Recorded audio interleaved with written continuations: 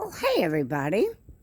Well, I needed to get out here as I had entitled the live something last night, yet we didn't even discuss it. So I'm gonna, as the expression says, kill two birds with one stone and show you my new yard as well as what my title was all about. Um, And the distractions, it's okay. Count it all joy, right? Of course, my squirrel needs a nut, right? So we got to give him one. So I am going to show you my new yard and a little bit of explanation. It's been a busy week, it really has. And seeing that we were still in the 90s, waiting for cooler days to get some stuff done outside, I didn't expect it to get drastically cool, like 50s.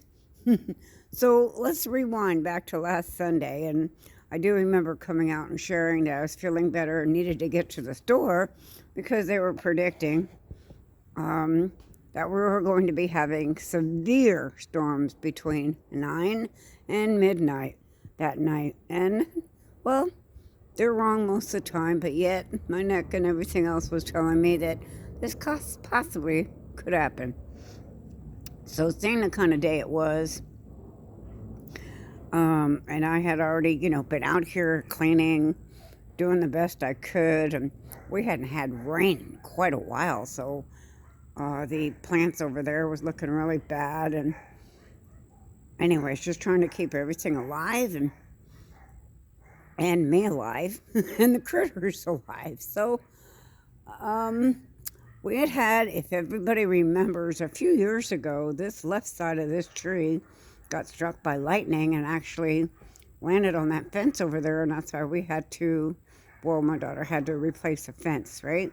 And in the middle, in between there was a pecan tree, and it was a little one, but yet I remember him pulling it out, ball and all. Well, I guess maybe some pecans had fallen down as they made a whole new tree, and it was like humongous as I'm going back here through my videos, right?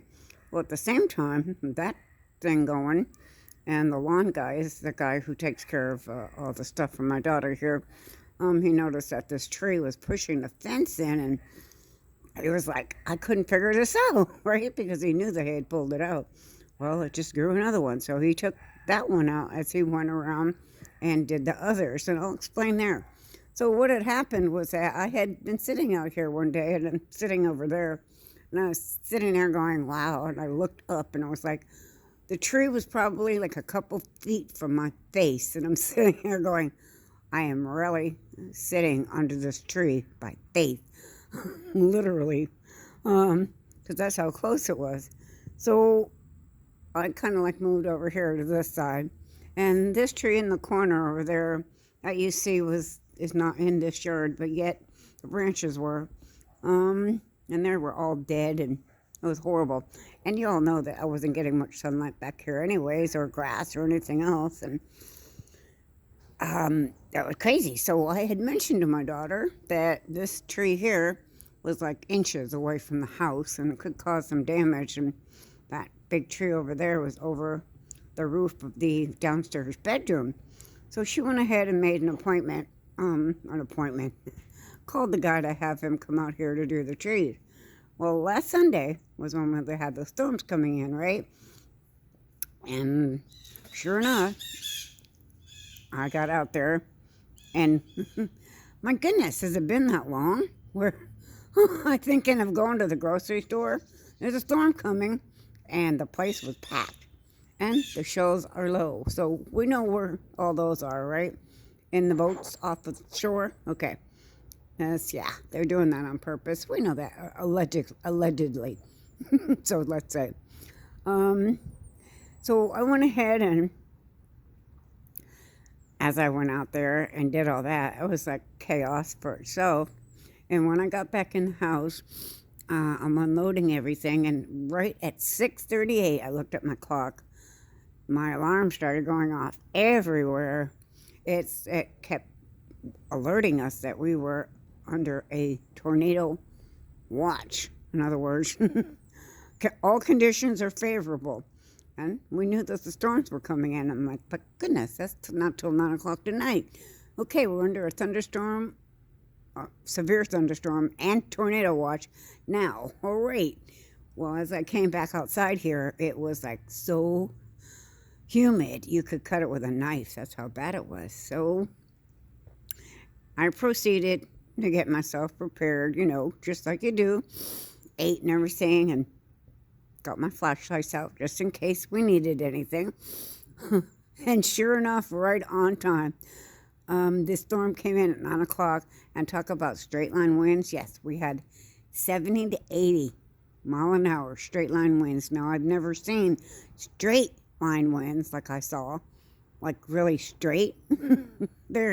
I've seen them horizontal before, but not perfectly straight. I'm thinking, my goodness, this is another first time thing. I got to get out there and show y'all. Well, I promise, just getting the garage door open, I was getting soaked from the inside at the inside house door. So, no, there wasn't any possibility of me being able to do a video. And, of course, trying to get out back here with no covering over my head, other than whatever those things are up there. They were popcorny a little while ago, like that over there. They're getting very creative, right? I just see angels. I just say angels are everywhere. Look at that. So that happened. And when the storm came in, it was bad. And I'm thinking, well, it could be a good thing if it happens to take down that tree. It won't be so much for her, right? Well, it didn't. The backyard was protected because it came from the southwest that way over there. But I couldn't get back here to show y'all. And this went on for, wow, I think it was till 3 in the morning. And yeah, we lost power and everything. So it was playing cleanup the next day. And Jose came over, a few days ago and proceeded to cut all this down. Oh my goodness. There was so much wood. I've got all that wood over there. Just in case, and I put it in the neighborhood app in case somebody needs some for their fireplace, and or if they have a fire pit or something. Well, we're gonna let good wood go to waste. And then other than that, Debbie might be in a kumbaya kind of mood some night and out here practicing her Girl Scout fire and out toasting marshmallows. I don't know, we can have a live some night like that. I don't know, it's crazy. Anyways, there's some good wood over there as well. I have no idea what kind of trees these are. I just know that the crepe myrtles, well, now they're all going to get more sunlight, and the grass even could possibly come back. Who knows, right? But Jesus is coming. Just remember one thing, y'all. Jesus' return, okay? Not his second coming. The rapture. Pre-trib. Is imminent. Okay, so if it's imminent, it means it could happen at any moment. I don't need a date, and I don't need a feast date. I don't need any of those dates, and I definitely don't mean this in a bad way, all right? I know some people like to, I don't know, think like that, okay? Well, I just know it's imminent, and if it's imminent, then what are we waiting for? I don't know. He knows. It's set in stone. And he knows exactly when he's coming. He's God. Don't forget. He can do anything. And as we see here, I've been working on my plants. I've had to bring some outside plants out, to bring some in. Yeah, I had to bring my aloe and my jade plant in. Of course, the hibiscus is still blooming. It's a beautiful thing. Yes, it is. So we got all that going on, and that's why I have been so busy this week. And here I am thinking, wow, that was like a few weeks of not being well. And what do I do yesterday? I have no idea. It was not yesterday. It was the day before. Anyways, I felt really bad. And, when I fall, I think about my hip. It's like, oh my goodness, no.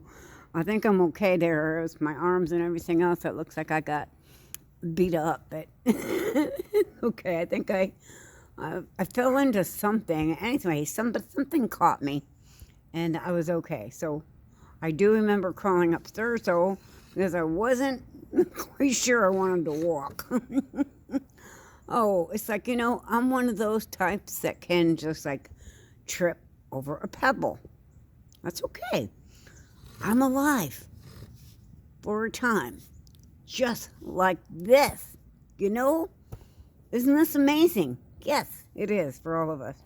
So now, last night I entitled the live about the dogwood tree and Jesus, okay? And I never even got to that part. And I knew I was forgetting something. So I'm going to read this to you. This is great. And I'll even post it, the pictures and everything else in the community. Oh yeah, but I did want to show you this too. Also, remember I was talking about how one morning when we were having all those feathers everywhere, and that the cardinal and the mourning dove had left me a feather right here, and there's no trees above me right here, right? So I don't know how that happened there.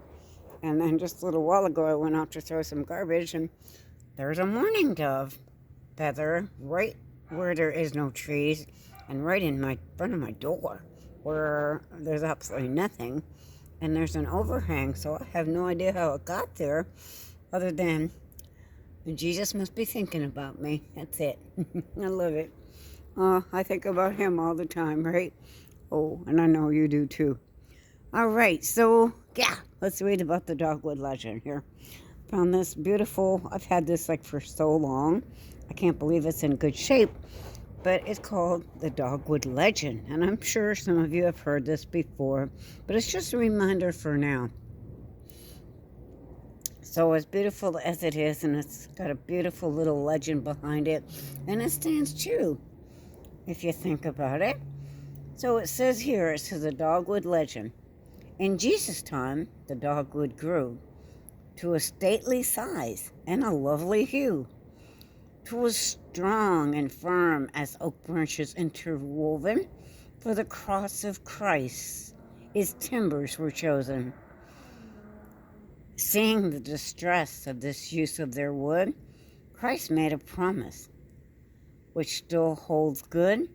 Never again shall the dogwood grow large enough to be used, so it shall slender and twisted be, with blossoms like the cross for all to see. As blood stains the petals marked in brown, the blossom center shall wear a thorny crown. All who see it will remember me, crucified on a cross from the dogwood tree. Cherished and protected, this tree shall be a reminder to all of my agony. Absolutely, Lord. I just can't imagine what you went through for us. Father God loves us so much that he sent his only begotten Son, and whomever would believeth on him would not perish, but have everlasting life. And I know that when you call on him, he will answer, and all who call upon the name of the Lord shall be saved. Jeremiah 33:3. I've been calling on him for a long time, and he's always answered me, and he's always been there for me. He's never left me nor forsaken me, ever. And he's good. He's good all the time. And all the time, he's good. As I say, this is Debbie from Texas. And peace out and Maranatha. Let's keep looking up, because the King is coming.